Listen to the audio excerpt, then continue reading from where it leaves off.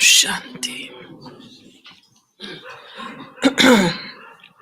मीठे बच्चे, तुम इस कब्रिस्तान को क्या कर रहे हो? परिस्तान बना रहे हो। इसलिए तुम्हारा इस पुरानी दुनिया कब्रिस्तान से पूरा पूरा वैराग चाहिए। कल भी था ना कुछ वैराग पर, बाबा ने क्या कहा था? हाँ, बाबा ने कल कहा था वैराग होगा तो कौन सी समृद्धि होगी। हाँ, ये छी चोला है, अब हमें अपने घर वापस जाना है। और आज बाबा क्या कह रहे हैं? ये कब्रिस्तान है, तो अब क्या करो? इस कब्रिस्तान को परिस्तान बनाना है। प्रश्न: बेहद का बाप अपने रूहानी बच्चों का वंडरफुल सर्वेंट है, कैसे? देखो भगवान में कितनी निर्माणता है। कहता मैं तुम्हारा कौन हूं?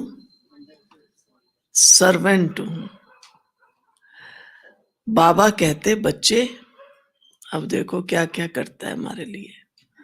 बच्चे, मैं तुम्हारा धोबी हूं। तुम बच्चों के तो क्या, सारी दुनिया के छी गंदे वस्त्र सेकंड में साफ कर देता।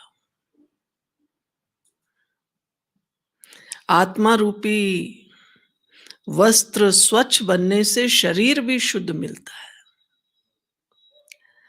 ऐसा वंडरफुल सर्वेंट है, ऐसा वंडरफुल सर्वेंट है जो मन मना भव के छू मंत्र से सबको सेकंड में साफ कर देता है। सुना? आत्माओं को साफ करने की मशीन कौन सी है? बाबा कहता है मन मना भव से मैं क्या करता हूं?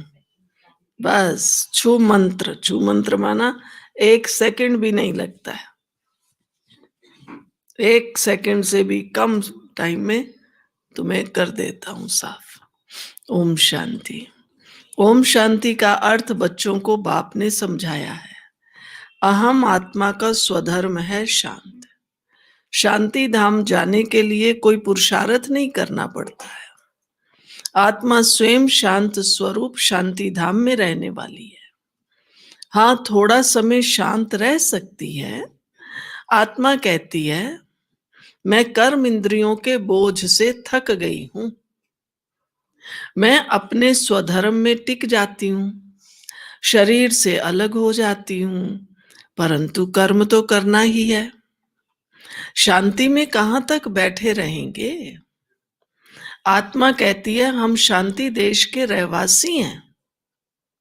सिर्फ यहां शरीर में आने से मैं टॉकी बना हूं। अहम आत्मा अविनाशी, मम शरीर ये है विनाशी। आत्मा पावन और पतित बनती है। सतयुग में 5 तत्व भी सतो प्रधान होते हैं, यहां 5 तत्व भी तमो प्रधान है। सोने में खाद पड़ने से सोना पतित बन जाता है, फिर उनको साफ करने के लिए क्या करते हैं? आग में डाल देते हैं। इनका नाम ही है योग अग्नि। अब आत्मा को बाबा कैसे कैसे साफ करता है? योग अग्नि में डाल के सोने की तरह एकदम शुद्ध कर देता है। दुनिया में तो अनेक प्रकार के हठ योग आदि सिखलाते हैं, उनको योग अग्नि नहीं कहा जाता है। योग अग्नि ये है जिससे पाप जलते हैं। आत्मा को पतित से पावन बनाने वाला कौन? परमात्मा। कंफ्यूज क्यों हो गए? आत्मा को पतित से पावन बनाने वाला कौन? बुलाते हैं हे पतित पावन आओ। ड्रामा प्लान अनुसार सबको पतित तमो प्रधान बनना ही है। ये झाड़ है, उनका बीज रूप ऊपर में है। बाप को जब बुलाते हैं बुद्धि ऊपर चली जाती है, जिससे तुम वर्षा ले रहे हो, जो अब नीचे आया हुआ है। कहते हैं मुझे आना पड़ता है। मनुष्य सृष्टि का जो झाड़ है, अनेक वैरायटी धर्मों का, वह अब तमो प्रधान पतित है, जड़ जड़ी भूत अवस्था को पाया हुआ है। बाप बैठ बच्चों को समझाते हैं, सतयुग में देवताएं और कलयुग में, सतयुग में देवताएं और कलयुग में असुर। देवताओं का अपोजिट क्या होगा? बाकी असुर और देवताओं की लड़ाई नहीं लगी है। तुम इन आसुरी 5 विकारों पर योग बल से जीत पाते हो। बाकी बाकी क्या रहा? बाकी कोई हिंसक लड़ाई की बात नहीं। तुम कोई भी प्रकार की हिंसा नहीं करते हो, कभी किसको हाथ भी नहीं लगाएंगे। तुम डबल अहिंसक हो। काम कटारी चलाना ये तो सबसे बड़ा पाप है। बाप कहते हैं ये काम कटारी आदि मध्य अंत दुख देती है, विकार में नहीं जाना चाहिए। देवताओं के आगे महिमा गाते हैं, आप सर्वगुण संपन्न 16 कला संपूर्ण। आत्मा कहती है हम पतित बने हैं, तब तो बुलाते हैं हे पतित पावन आओ। जब पावन हैं तब तो कोई को बुलाते ही नहीं।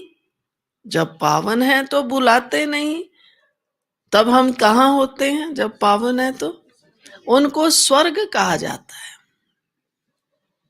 यहां तो साधु संत आदि कितनी धुन लगाते हैं, हे पतित पावन सीताराम। बाप कहते हैं इस समय सारी दुनिया पतित है, इसमें भी किसका दोष नहीं है।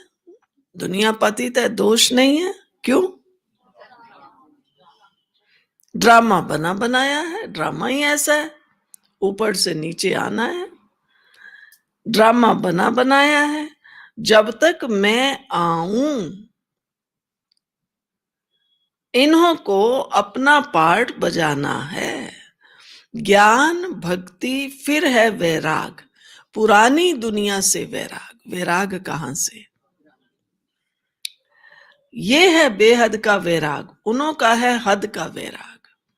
तुम जानते हो ये पुरानी दुनिया अब खत्म होनी है, नया घर बनाते हैं तो पुराने घर से वैराग हो जाता है ना। बेहद का बाप कहते हैं अभी तुमको स्वर्ग रूपी घर आकर बनाकर देता हूं। सुना भगवान क्या दे रहा है हमें? अभी तो है नर्क, स्वर्ग है नई दुनिया, नर्क पुरानी दुनिया। अभी पुरानी दुनिया में रह हम नई दुनिया बना रहे हैं। पुराने कब्रिस्तान पर हम परिस्तान बनाएंगे, यही यमुना का कंठा होगा। इस पर हम महल बनाएंगे, यही देहली यमुना नदी आदि होगी। बाकी ये जो दिखाते हैं पांडवों के किले थे, ये था, ये सब हैं दंत कथाएं। ड्रामा प्लान अनुसार जरूर फिर ये बनेंगे। जैसे तुम यज्ञ तप दान आदि करते आए हो, फिर भी करना होगा। पहले तुम शिव की भक्ति करते हो, फर्स्ट क्लास मंदिर बनाते हो, अब बाबा स्मृति दिला रहे हैं कैसे कैसे क्या क्या किया। उसको व्यभिचारी भक्ति कहा जाता है। जब एक शिव की पूजा करते हैं, मंदिर बनाते हैं, वो है हमारी व्यभिचारी। अव्यभिचारी होना चाहिए, ये गलत प्रिंट है। पहले तुम शिव की भक्ति करते हो, फर्स्ट क्लास मंदिर बनाते हो, उसको अव्यभिचारी भक्ति कहा जाता है। अभी तुम ज्ञान मार्ग में हो, ये है अवभ्यचारी ज्ञान एक का, एक ही शिव बाबा से तुम सुनते हो, जिसकी पहले पहले तुमने भक्ति शुरू की। उस समय और कोई धर्म होते नहीं है, तुम ही होते हो। कहाँ? सत्युग में। तुम बहुत सुखी रहते हो। क्यों सुखी रहते हो? हम्म। और तुम्हारा धर्म, देवता धर्म कैसा है?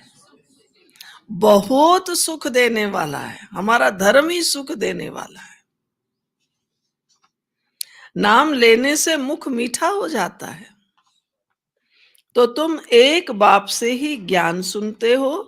बाप कहते हैं और कोई से ना सुनो। ये है तुम्हारा अवभ्यचारी ज्ञान। बेहद के बाप के तुम बने हो। बाप से ही वर्षा मिलेगा, नंबर वार, पुरुषार्थ अनुसार। बाप भी थोड़े समय के लिए साकार में आया हुआ है। सुना? भगवान जब इस धरा पर आते हैं, कोई आके बैठ नहीं जाते हैं, कार्य किया और गए। तो बाबा कहते हैं बहुत थोड़े समय के लिए है। कहते हैं मुझे ही तुम बच्चों को ज्ञान देना है। मेरा स्थायी शरीर है नहीं, मैं इसमें प्रवेश करता हूं। शिव जयंती से फिर झट गीता जयंती हो जाती है। उनसे ही ज्ञान शुरू कर देते हैं। ये रूहानी विद्या तुमको सुप्रीम रूह ही दे रहे हैं। पानी की बात नहीं, पानी को थोड़ी ही ज्ञान कहेंगे। पतित से पावन ज्ञान से बनेंगे, पानी से थोड़ी ही बनेंगे। नदियां तो सारी दुनिया में हैं ही। ये तो ज्ञान सागर बाप आते हैं, इसमें प्रवेश कर नॉलेज सुनाते हैं। यहां जब कोई मरते हैं तो क्या करते हैं? मुख में गंगा जल डालते हैं। समझते हैं ये जल है कैसा? पतित से पावन बनाने वाला, तो स्वर्ग में चला जाएगा। यहां भी गौमुख पर जाते हैं। वास्तव में गौमुख तुम चैतन्य हो। आप माउंट आबू में भी एक गौमुख भी बना हो, बहुत सीढ़ियां उतर के नीचे जाना पड़ता है। तो बाबा ने कहा वास्तव में गौमुख तुम चैतन्य हो। क्यों? क्यों? तुम्हारे मुख से ज्ञान अमृत निकलता है। गौ से दूध मिलता है, पानी की तो बात ही नहीं। ये अभी तुमको पता पड़ा है। तुम जानते हो ड्रामा में जो एक बार हो गया है, वह फिर 5000 वर्ष के बाद होगा। हूबहू रिपीट होगा। ये बाप बैठ समझाते हैं, जो सभी का सदगति दाता है। अभी तो सब दुर्गति में पड़े हैं ना। आगे तुम नहीं जानते थे कि रावण को क्यों जलाया जाता है। अभी तुम समझते हो बेहद का दशहरा होना है। बेहद का दशहरा कैसे होगा? वो तो रावण को जलाते हैं ना, ठा ठा होती है उस समय भी। और फिर लोग क्या करते हैं? जब रावण को जलाते हैं फिर लोग क्या करते हैं? हैं? राख ले जाते हैं। और वो उसका भी वो जो होता है डंडा वंडा, वो भी खींच खींच के ले जाते हैं ना, लूटते हैं रावण को। है?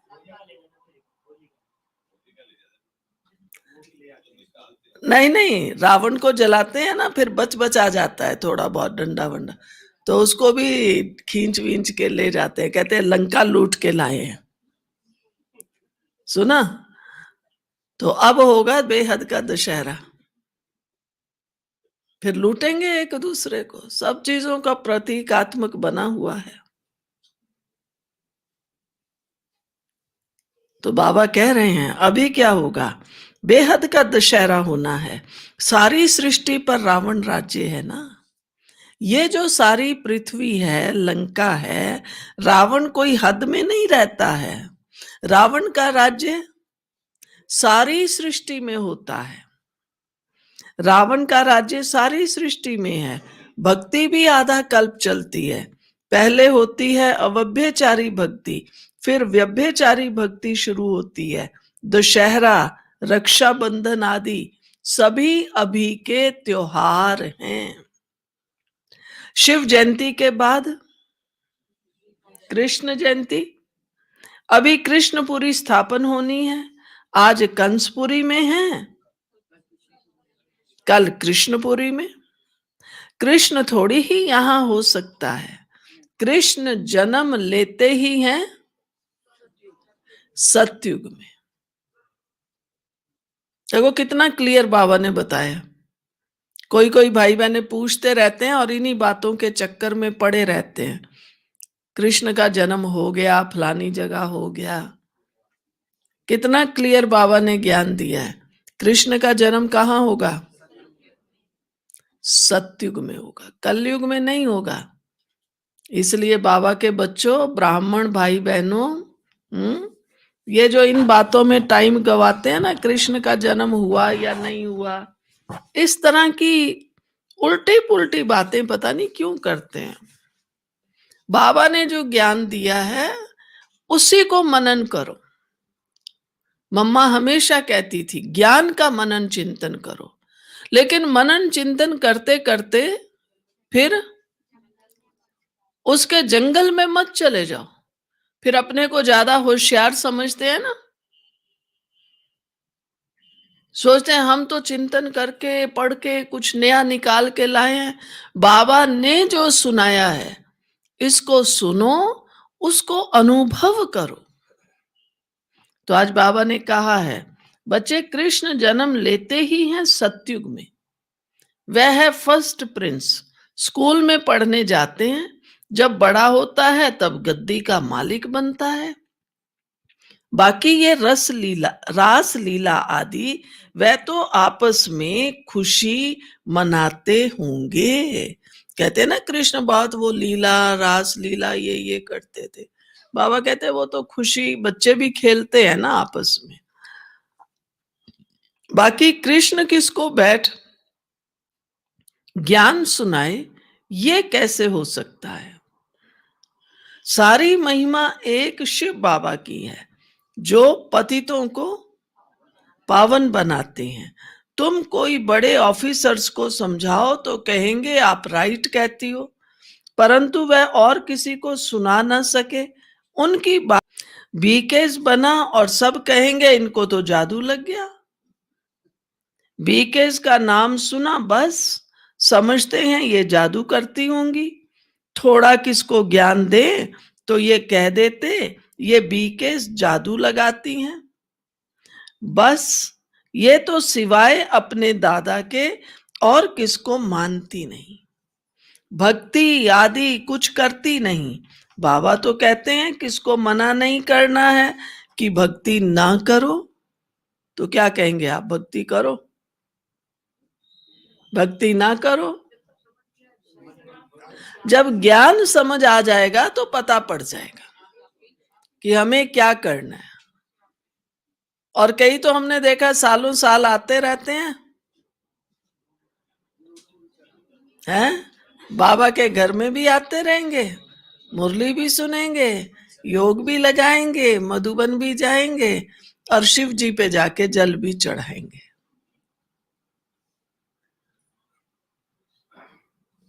जल चढ़ाने की मना नहीं है, लेकिन अब ज्ञान मिल गया ना। भगवान ज्ञान सागर हमारे पर क्या कर रहा है? ज्ञान जल चढ़ा रहा है। भगवान स्वयं हम पे चढ़ा रहा है। आपने कभी सोचा था भगवान हमारे पे ज्ञान जल चढ़ाएगा? हमारी आत्मा को पावन बना रहा है। खुशी में रहो, स्वीकार करो। पावन होने का अनुभव करो। किसको मना नहीं करना है भक्ति ना करो, आप पे ही छूट जाएगी। तुम भक्ति छोड़ते हो, विकार छोड़ते हो, इस पर ही हंगामा होता है। बाबा ने कहा है मैं रुद्र ज्ञान यज्ञ रचता हूं, इसमें आसुरी संप्रदाय के विघ्न पड़ते हैं।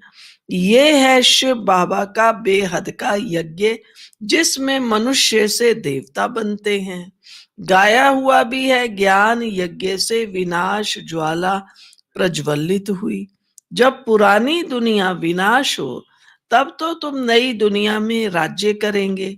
मनुष्य कहेंगे, हम कहते हैं शांति हो, और ब्रह्मा कुमारियां, ब्रह्मा कुमारी कहती हैं विनाश हो। बाप समझाते हैं ये सारी पुरानी दुनिया इस ज्ञान यज्ञ में स्वाहा हो जाएगी। इस पुरानी दुनिया को आग लगनी है। नेचुरल क्लेमिटीज भी आएंगी, विनाश तो होना ही है। सरसों माफिक सब मनुष्य पिस कर खत्म हो जाएंगे, बाकी आत्माएं बच जाएंगी। ये तो कोई भी समझ सकते हैं, आत्मा अविनाशी है। अभी ये बेहद की होलिका होनी है, जिसमें शरीर सब खत्म हो जाएंगे, बाकी आत्माएं पवित्र बन चली जाएंगी। आग में चीज शुद्ध होती है ना, हवन करते हैं शुद्धता के लिए, वह सब हैं जिस्मानी बातें। अभी तो सारी दुनिया स्वाहा होनी है। विनाश के पहले क्या होना चाहिए? विनाश के पहले क्या होना चाहिए? जरूर स्थापना होनी चाहिए। भाई हम जिस मकान में रहते हैं, हाँ, अगर इसको डिसमेंटल कर देंगे तो क्या करेंगे? जरूर उससे पहले नया बनाएंगे ना। और नहीं नया बना मान लो, तो फिर क्या करेंगे? किराए पे लेंगे। किराए पे रहकर लोग फिर अपना नया मकान बना लेते हैं। पर ये सारी दुनिया ही किराए की है, इसलिए किराए पे लेनी नहीं पड़ती है। भगवान कहता है तुम्हें यहां रह के ही नई दुनिया की स्थापना करनी है। किसको भी समझाओ तो पहले बोलो स्थापना, फिर विनाश। ब्रह्मा द्वारा स्थापना, प्रजापिता तो मशहूर है, आदि देव और आदि देवी, जगदम्बा के भी लाखों मंदिर हैं, कितने मेले लगते हैं।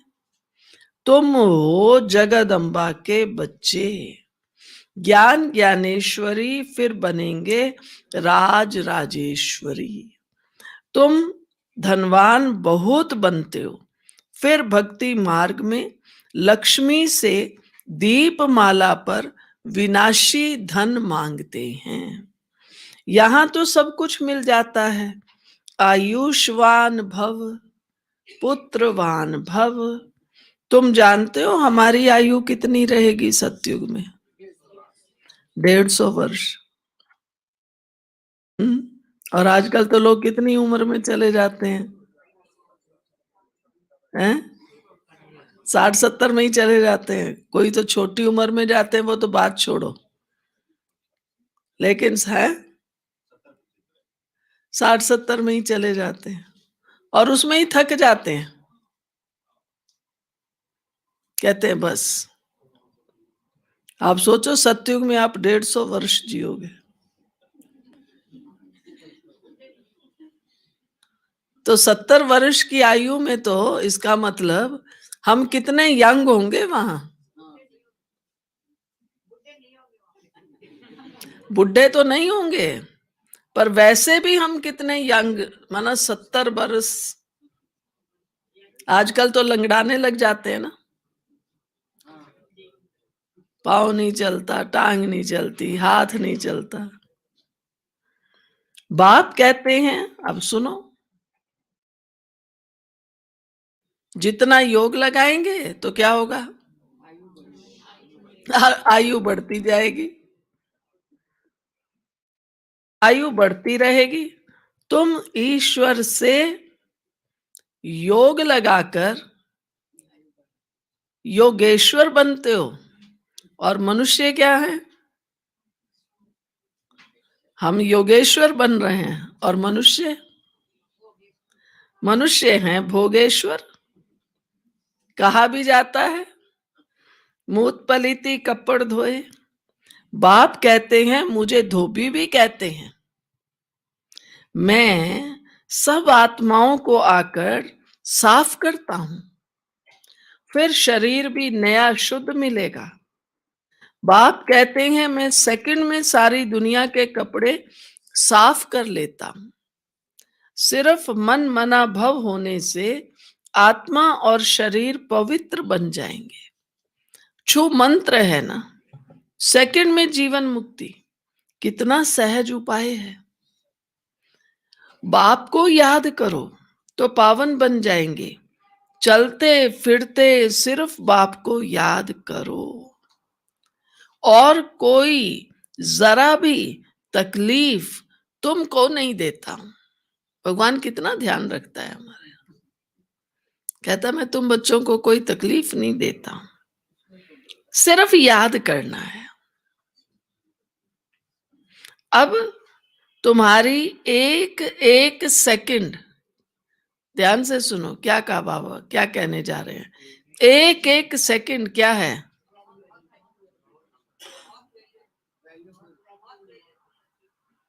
एक एक सेकंड में चढ़ती कला होती है। सुना? मिला वरदान। एक एक सेकंड में चढ़ती कला होती है।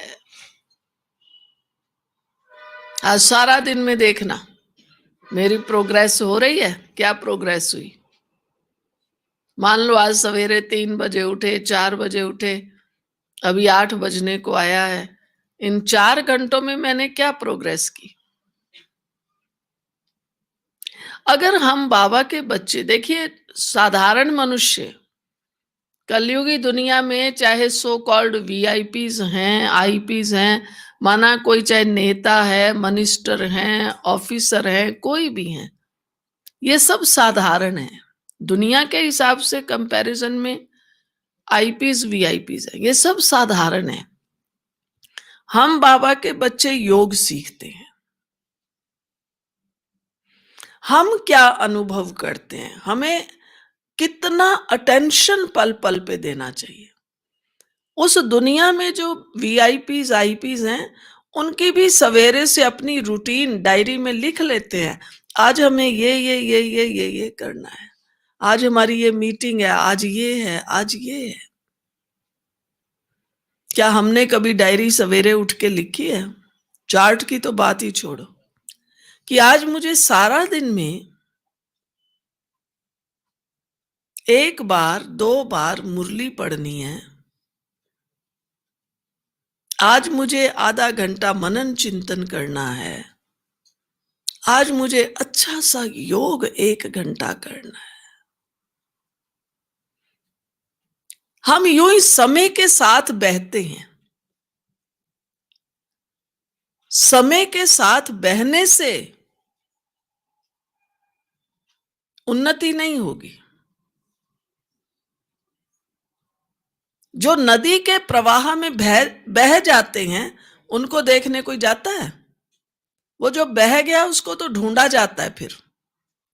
लेकिन जो नदी की धारा के उल्टे उसमें तैर के बाहर निकलते हैं, उनको लोग देखते हैं। समय के साथ बहना। सवेरा हो गया, चलो अमृत वेला कर लिया, क्लास में चले गए, नाश्ता कर लिया, दिन भर धंधा कर लिया, रात को सो गए। सब कर रहे हैं, मनुष्य भी कर रहा है, जानवर भी कर रहा है। बाबा कहता है, आप विशेष आत्मा हैं, तो आप विशेष क्या कर रहे हो बताओ। अभी 1 हफ्ता सब भाई बहनें ऑनलाइन ऑफलाइन ध्यान से सुनो। 1 हफ्ता सब ये पुरुषार्थ करो। चार्ट नहीं लिखना, सवेरे उठ के डायरी लिखो। डायरी लिखना माना अपने दिन भर की प्रोग्रामिंग करो।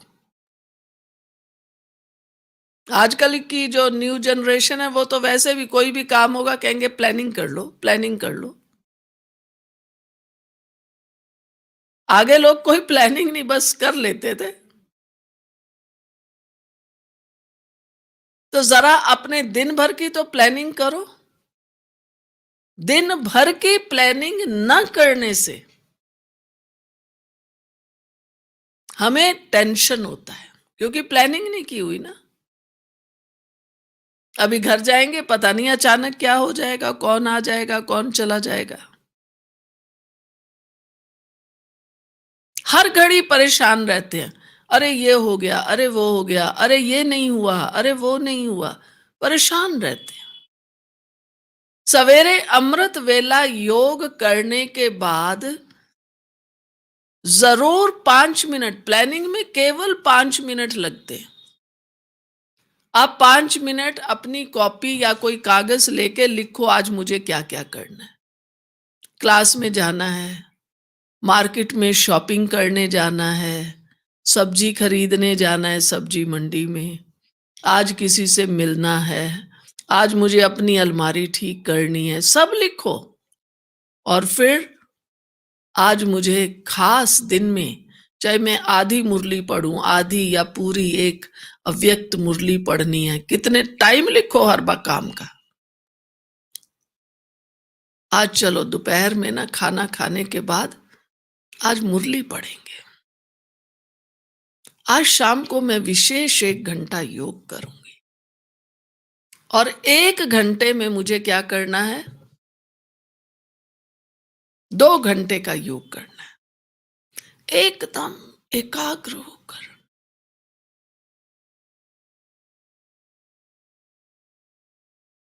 और रात को विशेष गुड नाइट करके, गुड नाइट रोज करते होंगे, कहेंगे वो तो रोज ही करते हैं बहन जी, उसका क्या लिखना। नहीं, विशेष गुड नाइट करेंगे। क्या विशेषता करेंगे वो ढूंढो, सोचो। आज जब रात को मैं गुड नाइट करूंगी ना, तो पहले बाबा को सारे दिन का चार्ट दूंगी। अच्छा, आज जब मैं गुड नाइट करूंगी ना, तो बाबा को शुक्रिया कहूंगी।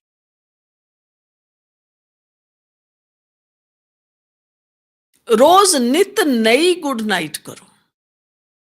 समझ आ गया? जिसको नहीं आया हाथ उठाओ। आया समझ? तो अभी भी आप कहेंगे अब कल से करेंगे, नहीं, आज क्लास में मुरली सुनने के बाद 5 मिनट, चाहे यहीं बैठकर चाहे घर जाकर, आज की प्लानिंग कर लो मुझे क्या क्या करना है। और फिर आप देखना आप कितना रिलैक्स रहते हैं, कितना खुश रहते हैं। चाहे भाई हैं, आज बिजनेस करना है, आज मुझे किस किस से मिलना है, किसका लेन देन करना है।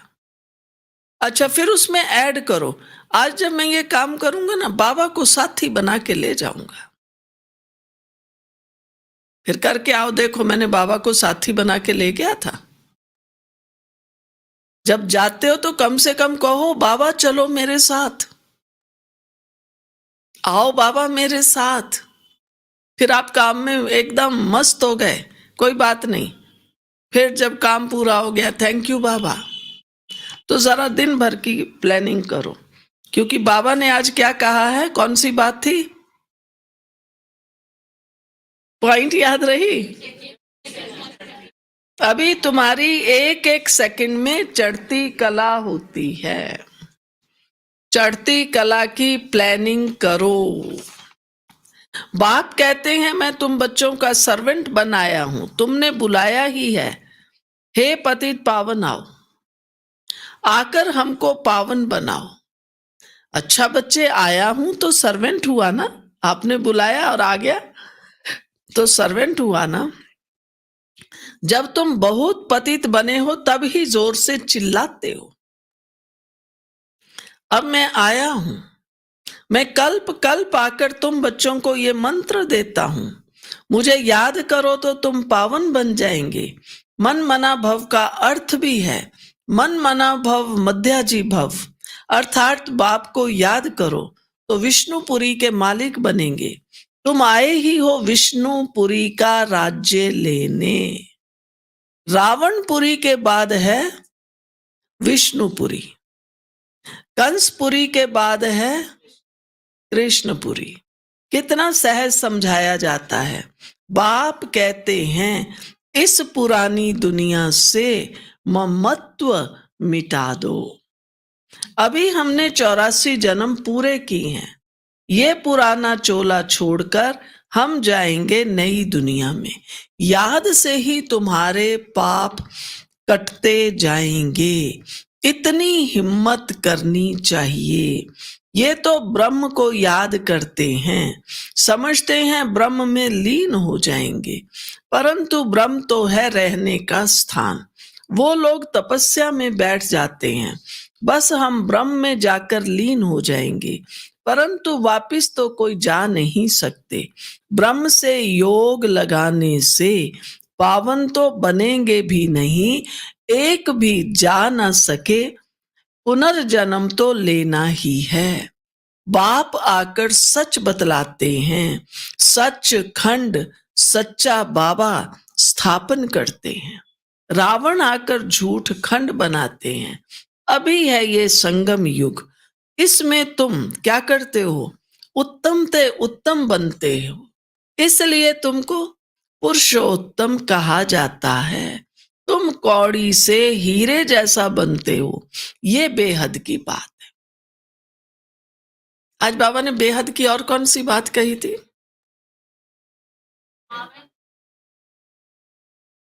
बेहद का दशहरा,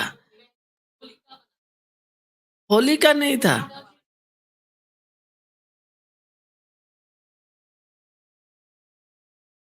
और अब बाबा ने क्या कहा?